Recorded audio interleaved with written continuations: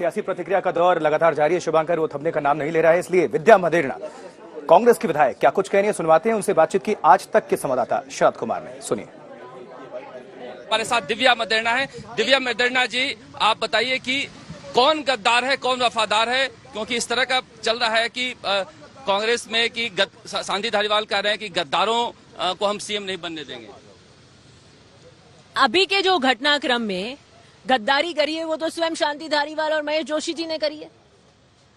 संसदीय कार्य मंत्री होकर और चीफ विप होकर सीएलपी की मीटिंग में नहीं आते, वो अपने यहाँ पर स्टेज सजाते हैं, भाषणबाजी करते हैं, हाईकमान के खिलाफ बयानबाजी करते हैं। उनके शब्द देखे आपने क्या थे? हाईकमान ऐसे नहीं मानेगा, हाईकमान बता दे। अरे क्या बताते? उसी हाईकमान के वरदहस्त से आप 98 में कबीना मंत्री रहे, उसी हाईकमान के वरदहस्त से आप 2018 में मंत्री रहे, उसी हाईकमान के वरदहस्त से आप 2008 में मंत्री रहे, और आप आज हाईकमान को धत्ता बता रहे हैं। इतने बड़े हो गए आप। महेश जोशी जी एक पद और दो पद की बातें करने वाले, कैबिनेट रैंक के 2 पद लेकर बैठे, कैबिनेट रैंक के। कोई क्यों नहीं पूछता क्यों? ऐसे क्या उनमें हीरे जड़े हैं जो 2 पद लेके बैठेंगे? वो खुद फोन करते हैं विधायकों को कि सीएलपी की मीटिंग है 7 बजे, मुख्यमंत्री आवास पहुंचिए, और खुद ही नदारत हो जाते हैं और खुद अगले दिन दूसरे विधायकों को फोन कर शांति धारीवाल जी के घर बुलाते हैं। ठीक है, आपने बुला लिया, लेकिन फिर आप आते सीएलपी की मीटिंग में क्यों नहीं आए? आज अगर सबसे ज्यादा कोई विक्टिम है तो कांग्रेस का कार्यकर्ता हो रहा है, और इसके लिए अगर कोई जिम्मेदार है तो शांति धारीवाल और महेश जोशी जी। तो अजय माकन पर आरोप लगा रहे हैं कि वो सचिन पायलट के सीएम बनाने के लिए साजिश करने आए थे।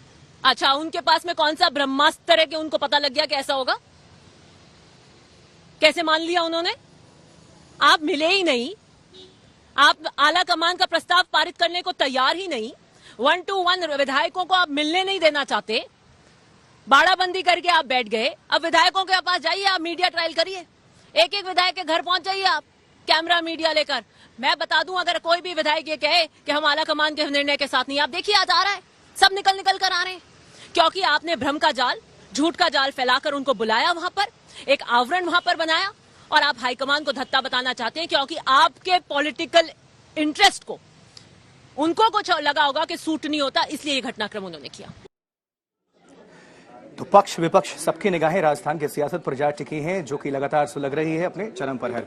बिल्कुल, और आशुतोष, बयानबाजियों का दौर भी। हमने एक विधायक को सुना, प्रताप सिंह खाचरियावास, जो सबसे ज्यादा मुखर है, वो बार बार आकर ये बता रहे हैं कि 102 जो आपके वफादार विधायक हैं, इन्हीं में से चुना जाना चाहिए। वो 3 एजेंडा जिस पर हम जिक्र कर रहे थे, वो 3 एजेंडे भी प्रताप सिंह खाचरियावास ही बताते नजर आए थे। क्या कह रहे हैं वो, आपको सुनवाते हैं।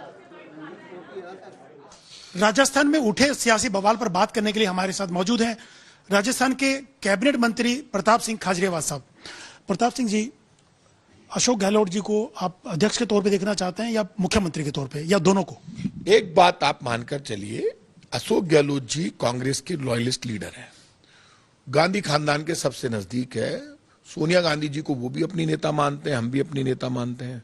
हम तो अशोक गहलोत जी को भी नेता मानते हैं, अशोक गहलोत जी अपनी नेता सोनिया गांधी जी को मानते हैं, तो हम तो बहुत छोटे हैं। एक बात आप मानकर चलिए, कांग्रेस अध्यक्ष, राष्ट्रीय अध्यक्ष बनने की बात जब अशोक गहलोत जी की चली, तब राजस्थान में उत्साह उमंग आया और हमें बहुत अच्छा लगा, आज भी हमें बहुत अच्छा लगा। जब ये मामला फैला कि अशोक गहलोत जी इस्तीफा देकर जा रहे हैं और राष्ट्रीय अध्यक्ष बनेंगे, तो लोगों में ये बात नॉर्मल है, डेमोक्रेसी में चलता है, हर आदमी की सोच है कि भाई अभी इस्तीफा देकर क्यों जा रहे हैं, अभी तो राष्ट्रीय अध्यक्ष बने ही नहीं, जब बने तब चले जाएं। यदि एमएलए ने ये बात उठाई तो अशोक गहलोत जिनका मैं एक पद एक सिद्धांत को मानूंगा, तो लोगों से उनकी बात हुई, लोगों का साहब जब बन जाओ तब चले जाना, तो बोले हाँ ठीक है, मैं छोड़ दूंगा, अभी तो एक पद है, एक मुख्यमंत्री। मेरी बात सुनिए, आप मेरी बात सुनिए, एक मुख्यमंत्री का पद है। उन्होंने कहा मैं इस्तीफा दूंगा, कोई बात नहीं, 102 एमएलए इकट्ठे हो गए उस दिन, और उन्होंने कहा कि मुख्यमंत्री बनाओ, तो भैया 102 में से बनाओ, संख्या हमारी ज्यादा है, आप उन 19 में से मत बनाओ जो विद्रोह करके बीजेपी के कैंप में मानेसर जाकर बैठ गए।